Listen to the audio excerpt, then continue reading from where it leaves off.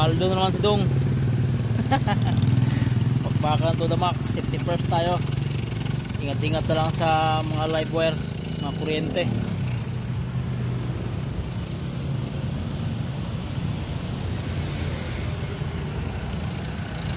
Yun lang guys, update na natin mga solid viewers at followers din dyan. Shoutout sa inyo.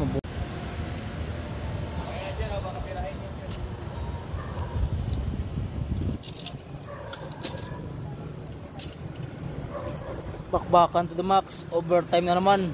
Paldo na naman si Dong.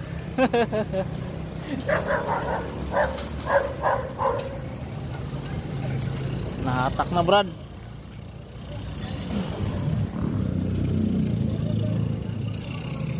Siyempre naka-build tayo safety first yan. Madilim pero bakbakan. Pipisa na lang.